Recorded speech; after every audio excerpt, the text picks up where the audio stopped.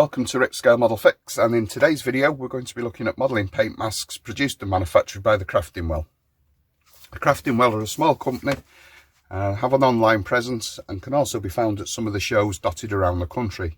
They produce an excellent catalogue of masks for various scales of various subjects, including things like national insignia for the RAF and American World War II. This sheet, TCW66-1, is designed for the recently released JU52 in 48 scale from Revell, and any modeller that's tried to put those decals on that corrugated surface of the model will know what a pain it can be. The sheet itself, the masks themselves, are well produced and they are made from Tamiya masking tape sheets, and they're a direct replacement for the markings included in the kit. However, this sheet has the added benefit of including the national insignia for the tail, which Revell neglected to include. So without further ado, let's get over to the workbench and let's have a look how they perform in real life. Okay, just off camera, I've selected the mask that we're going to use, and I've made some alignment marks with pencil and a ruler, just so that everything lines up when it's on the wing. So we're just going to concentrate on demonstrating how these masks work. I've got a wing off the Revell JU52. And it is just a test piece, so it's not going to be a finished model in any way, and we're just going to concentrate on getting the first section of the mask down straight. So I'm just picking a panel line to use as a rough guide. So it's important that you don't pull the mask in any way so that it doesn't stretch or come out of shape.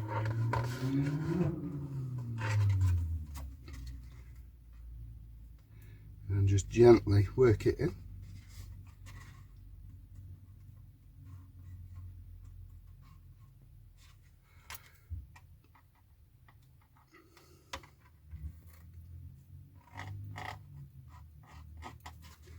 And a little out of shape there.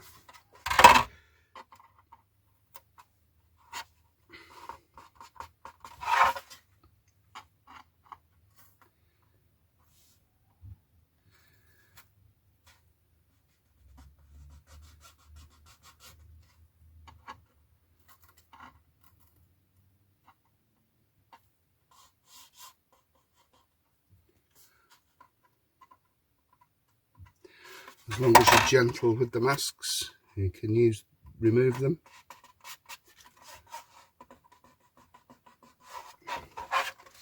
And even reuse them if you were careful putting them back on the backing sheet.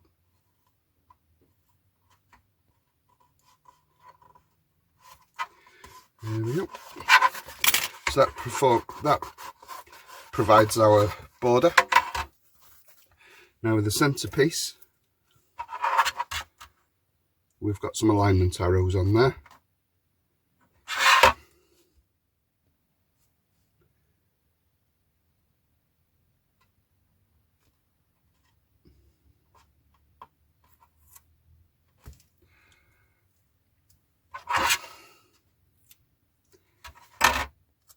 So I should have marked which way was top, really. It might have made it a little easier.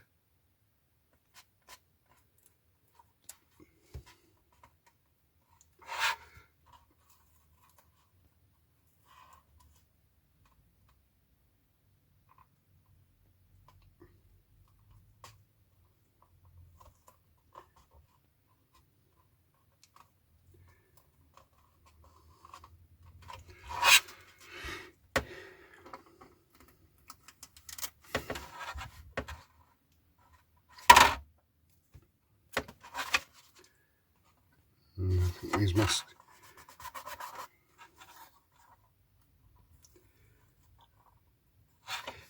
are a good idea, certainly for a corrugated surface such as this.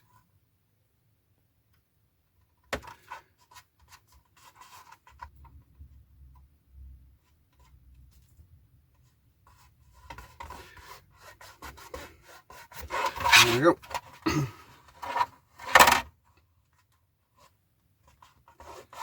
our mask is aligned.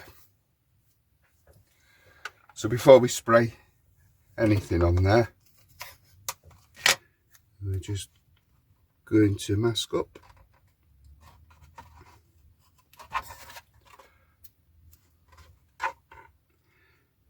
Just to make sure we don't get any paint creep under the edges.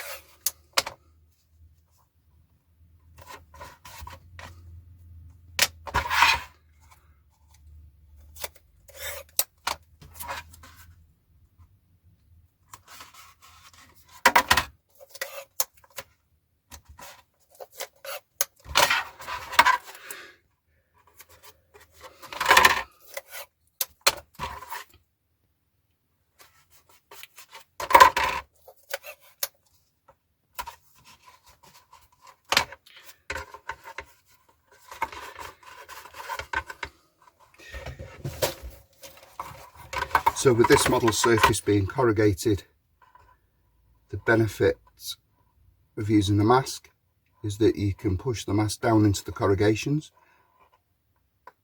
Right, so I'm not going to do all of them, but you get the idea.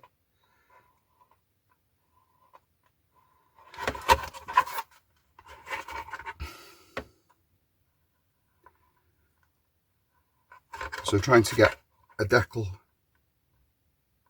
to conform to this surface would be a lot of work. So we'll just do that one section. So now you could go ahead and spray the white area or the black, depending on the colour of your cross time frame of the model that you're building. And there is another couple of ways. So you can use them where you spray the colour first. So if we wanted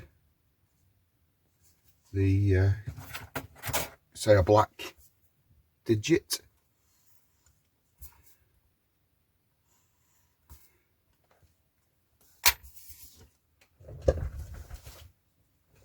then you'd spray the area black first.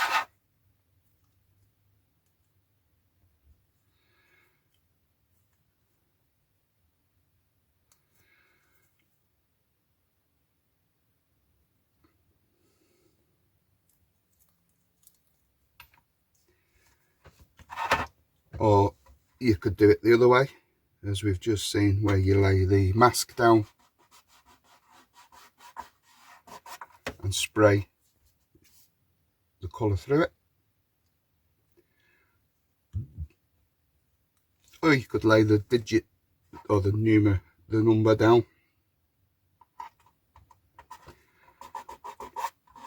and use it as a mask in that respect, so that the colour remains underneath. So it is totally your choice. So we'll see how these fare under paint. So we're just going to put national insignia on there.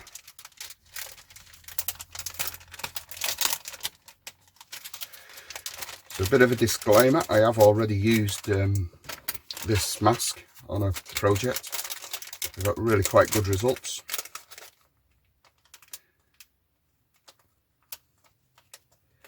So just to prove that we can reuse them, I'm just retrieving them off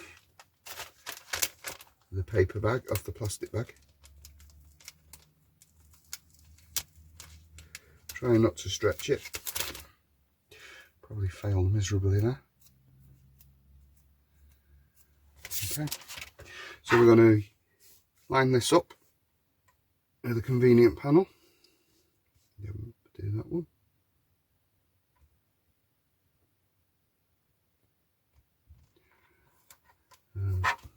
We're just going to work this mask down.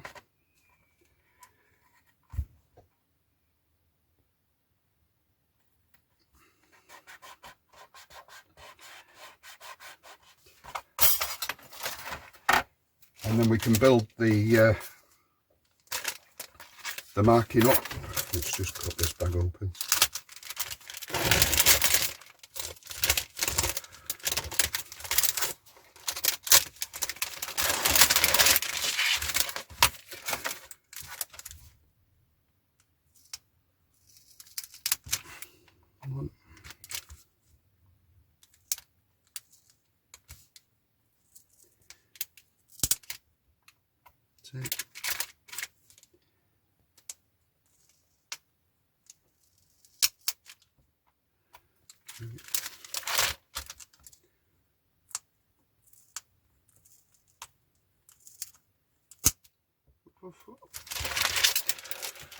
So we're going to make, so we want the outline, the fuselage colour, and we're just going to add these to make up the thin outline white cross.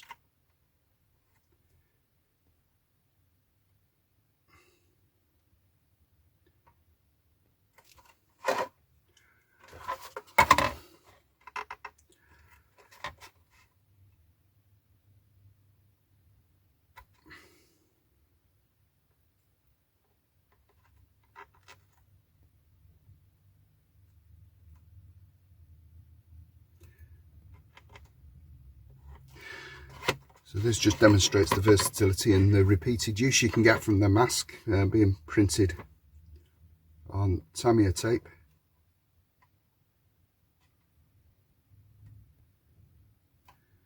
So they're good value for money as well if you can use them again and again.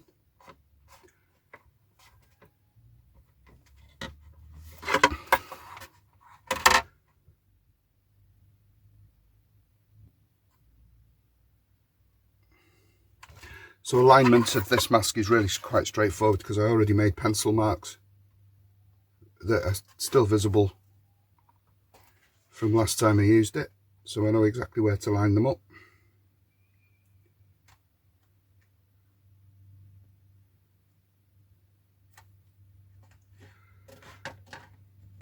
And this one's just a little bit too far out.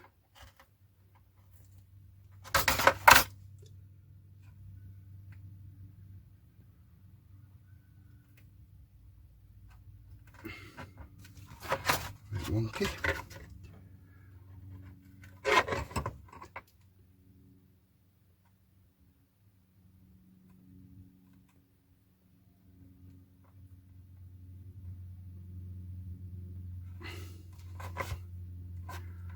So I think you get the general idea of the different ways you can use these.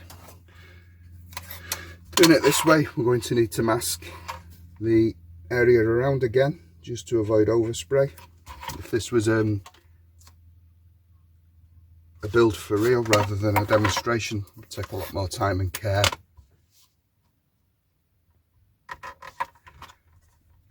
Over the application of masking. The last thing you want to do is get overspray on the camouflage paint job.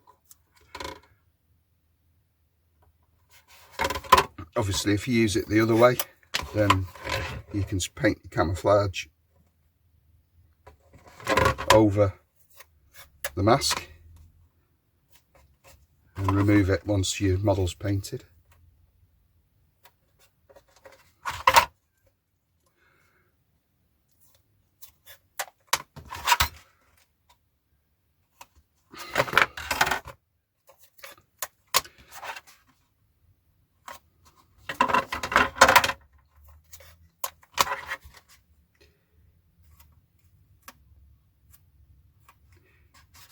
There we go. So let's get some paint in the airbrush.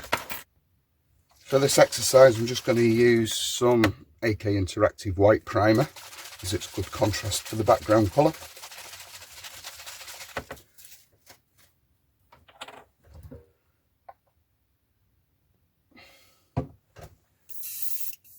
So first of all, let's just do the stencil type application. So we want to try and avoid directly spraying under the mask edges.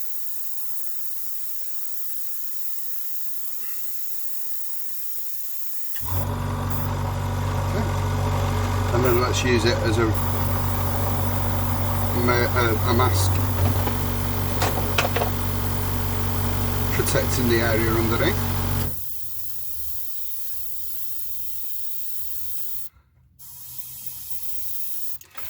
And then we'll move on to the main markings.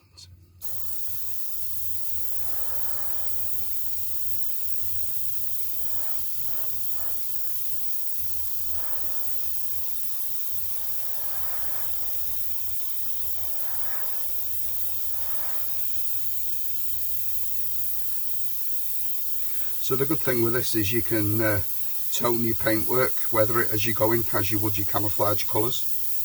So fade it in, bleach it, add highlights, etc. without fear of destroying the decal underneath, because obviously you've used it painted. And then the last one just going down.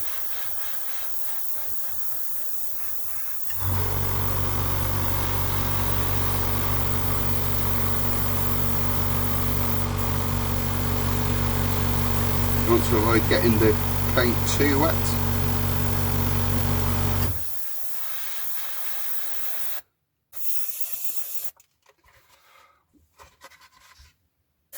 Just coming at it from the different angles as well sometimes helps.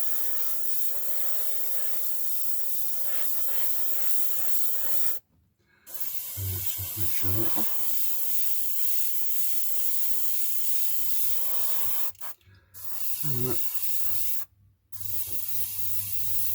So while I clean the airbrush out, that'll dry, and then we can remove the masks. So we're back a few minutes later, the airbrush is nice and clean. So let's start having a look at our results. So we'll start with the easy one first. So if we just remove that one, and you can see that the digit is there. There is a little bit of creep under the edge, but we didn't burnish the mask down in any way. And then we can remove this one, showing the effect that it would have in the opposite, used in the opposite manner.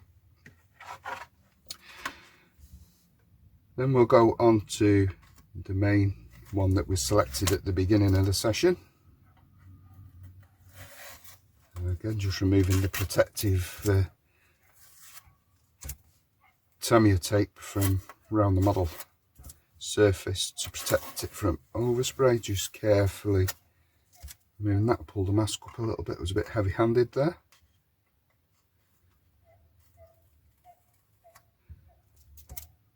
Okay, and then we can remove this outside portion.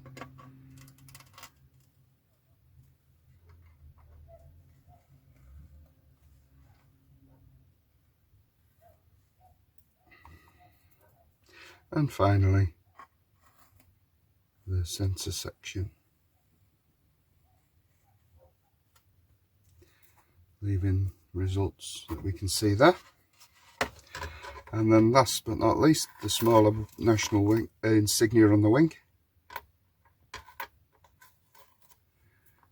Again, just being careful there, removing the tape. I'm getting carried away with myself and lifted the mask. Bear in mind that these have been used before, so they won't be as tacky.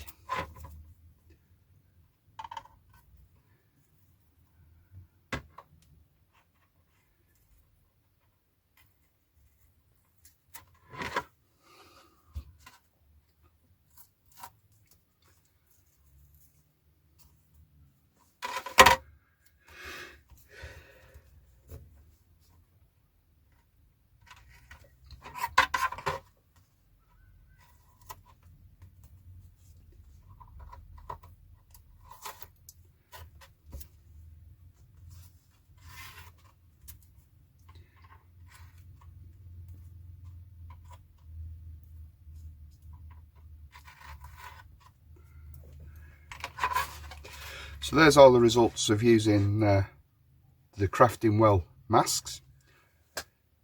So that's the on test of the Crafting Well paint masks, and the results are favourable. Certainly use them in anger on the model without fear. Probably give a lot better results than the kit decals would, certainly on the Revell JU52 with those corrugations. Quite easy to use, bit fiddly to master at first, but once you've got used to to working with the masks, so they're fine. I like the fact that you can peel them off and reuse them if you're very careful. So it's a big thumbs up from Rick Scale Model Fix for the Crafting Well paint masks. Please go out and check their range or see them at a local show near you. They do carry an extensive catalogue of items, and so have a look. You might be surprised what you can use in your next project. Give them a go, you won't be disappointed. So thanks for watching. If you like the channel, please subscribe, keep up to date. Until next time, please take care.